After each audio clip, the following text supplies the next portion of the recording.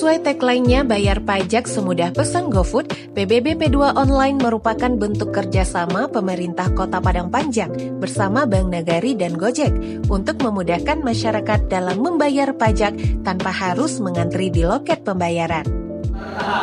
Tentunya diharapkan seluruh transaksi dapat dilakukan secara non-tunai, baik itu belanja maupun penerimaan. Hal ini dilakukan dalam rangka mewujudkan cashless society sebagai bagian dalam mewujudkan Padang Panjang Smart City. Pada hari ini, pembayaran PBB P2 selain kami hadirkan melalui channel Bank Nagari, bisa dibayarkan melalui mobile banking, Nagari Cash Management atau NCM, dan juga bisa melalui ATM Bank Nagari.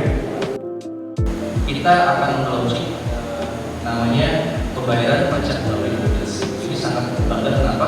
Karena ternyata di Sumatera Barat ini baru kota pertama yang kita launching untuk pembayaran pajak dengan mobiles.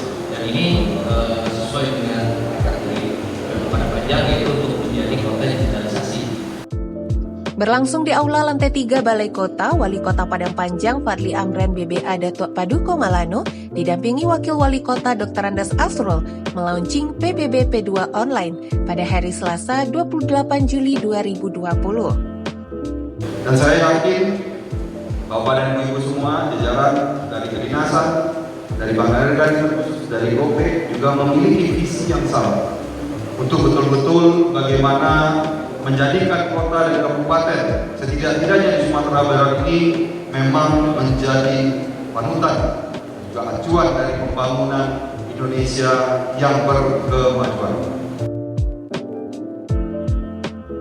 Tentu ini adalah komitmen kita ya, bahwasanya sebagai kota yang dicap sebagai salah satu kota smart city terbaik di Indonesia, tentu kita harus merealisasikan dengan bagaimana menyupport sarana dan juga fasilitas dari smart city tersebut, termasuk dari sistem pembayaran yang mana cashless society ataupun cashless payment adalah hal yang tentunya menjadi fondasi dari pembentukan smart city itu sendiri. Dan kami berterima kasih kepada Bank Nagari dan juga Gojek yang sudah bekerja sama, dan tentunya ini adalah awalan dari kerjasama ini. Mudah-mudahan ke depannya lebih banyak kerjasama di beberapa bidang yang bisa kita kerjasamakan dengan instansi-instansi ini.